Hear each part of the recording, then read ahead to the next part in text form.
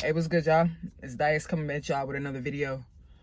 Now, this video is gonna be a little bit more different from the videos that I've been putting out on this channel. This video is it's gonna be, as you can tell from the title, it's gonna be a little bit more personal, compared to other videos, a little bit more light. But as you guys know, I'm an OEF veteran, U.S. Army.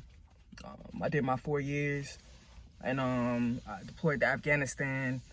And unfortunately, that deployment was so intense that, you know what I'm saying, that was my first and last enlistment into the Army. Other things came into play, but one of the most major things is taking care of your mental health. Taking care of your mental health while you're in the military, and then taking care of your mental health, especially when you get out the military. Things that I was going through when I came home from being deployed, you know, I didn't even realize, and I didn't even realize I was exhibiting the symptoms of having PTSD, having, you know what I'm saying, traumatic brain injuries, so on and so forth. I didn't even realize that the behavior that I was exhibiting was basically, you know, I had a problem. You know, other than, you know, I just thought that I had just came back from a war, and, you know, jokingly, I was a little bit off because, you know, some of the things that I've seen, of course, but, you know, it wasn't nothing to take light. And then you're taught in the military, especially in the Army. I don't know really too much about other branches, but you're instilled a certain degree of bravado, a certain degree of, you know, I'm hurting, but I'm all right. I could just keep going, you know. But when it comes to this mental health thing, you know what I'm saying, just reach out for help. It took me years after getting out, I want to say about 3 years or so after getting out of the military, to actually go into a VA health facility and be like, hey, you know what I'm saying, I'm losing my shit. I was aggravated for no reason. You know, I've always kind of been, you know, I mean well, but I've always kind of sort of had like a quick temper. But, you know, my triggers were real, like, minimal. I had real minimal triggers to the point where I'm really like flying off the handle. From breakdowns, you know what I'm saying, I'm crying, I'm angry, you know what I'm saying, I'm being violent, I'm drinking a lot, you know, I'm overindulging in smoking.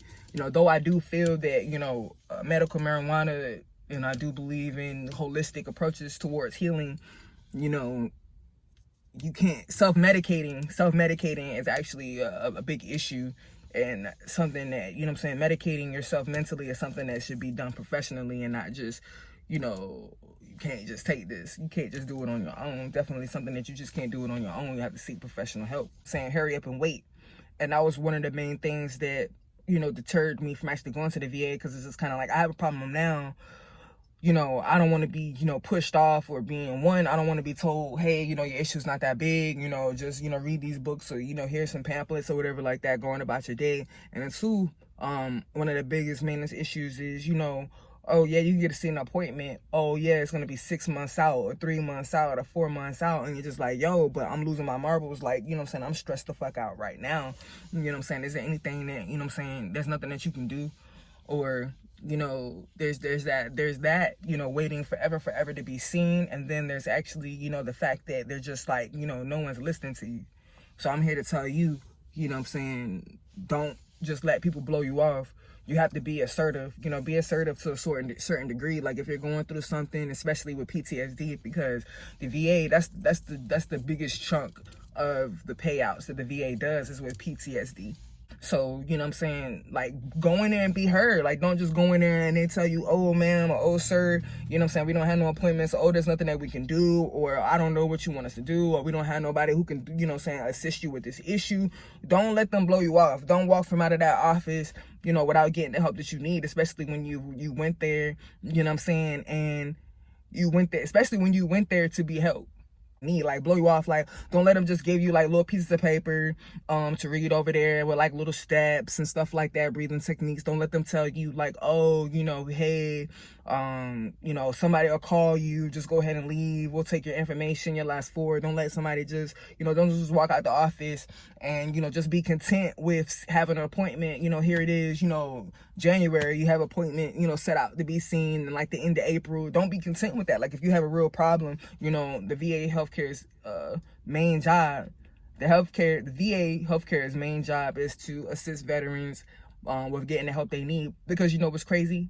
the last thing that they want on their hands is, oh, this veteran committed suicide. And now all of a sudden, you know, they care so much about, you know, assisting veterans and getting them the help they need, which unfortunately, you know, I've had a battle buddy of mine just recently commit suicide because, you know, a lot of reasons, but for number one reason, I know that, you know, VA healthcare is, you know, real hard to come across and real hard to find. Like, you can get out the military and you say to yourself, oh, I got my health and my strength, I got my eyes, I got my fingers, I got my hands and toes and stuff like that. You know what I'm saying? Yeah, I'm a little bit irritable. Yeah, I snap out or whatever like that. But I was in the military. You just blame it on, oh, I was in the military. Well, nah, you know what I'm saying? You need to calm down. You know what I'm saying? You need to get some help. Know that, you know what I'm saying? You guys got to push through the system. You know what I'm saying? It's a system where, you know, these people, a lot of these people who work in the VA healthcare facilities, they've never been in the military before, or been to war. You know, a lot of these people are new. They've never even dealt with like soldiers or even heard some of the stories. I don't even know, you know, some of the stuff that we talk about or go through. When it came to me and my PTSD, I didn't even have like battle buddies or anything like that. Write letters. I had people closest to me. I had like, you know, my family. I had my wife at the time. You know what I'm saying? I had her write letters and stuff like that I gave to like my doctors and my physicians and stuff like that, because it's like, you know, no one knows you better than people who are dealing with you. And, you know, just let them go ahead. I suggest that. Just let them go ahead and just, you know, write a little something, you know, just explain, you know, how you are to them. Just be open. If you're not open with nobody else, like not even your significant other, go in there and make you an appointment and be open with the psychiatrist. Be helping with that person that you're talking to, because there's a lot of things that I had opened up with that, you know, I had never opened up with before. Even just, you just gotta be honest with yourself. Like, honestly, because if you're not honest with nobody, be honest with yourself. You know what I'm saying? How can you get help if you're not honestly telling yourself, hey, you know what I'm saying, I'm drinking every day, or hey, you know what I'm saying, I'm going out here and I'm you know what I'm saying, I'm smoking an ounce a day or something like that. You know what I'm saying? Like overdoing it. Like, you know what I'm saying, when you know you have an issue, where you know that you're self-medicating for a problem, and you may not even know what your issue is. You may not even know, you know, that's what depression is. You may not even know why you're sad. You may not even know why you're angry. You may not even know what your triggers are that make you just feel like you don't trust nobody. You know what I'm saying? Nobody wants to live that way. Like, it's nice to be compensated for your injuries, you know what I'm saying, for something that, you know, happened to you, and, you know, while you were in the military, but it's not always worth it.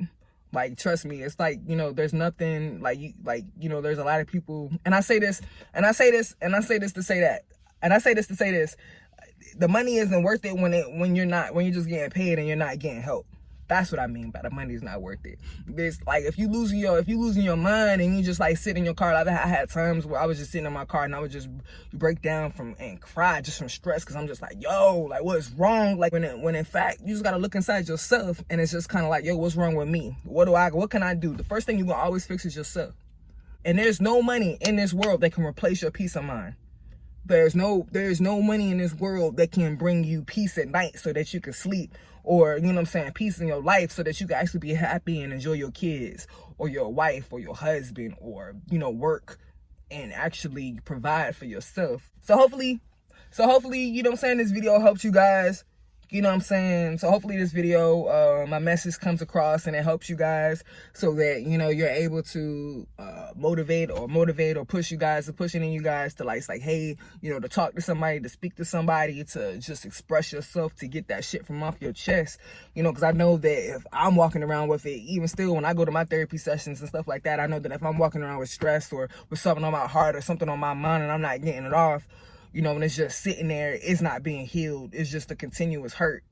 So hopefully you guys will take this video, and then, you know what I'm saying, it will help and will motivate some of my brothers and sisters in arms, and that, you know what I'm saying, we'll continue to get better and stronger together. But I'm Dice. This is my vet life. Y'all stay cool, y'all stay positive, y'all stay blessed. I'm out. Peace.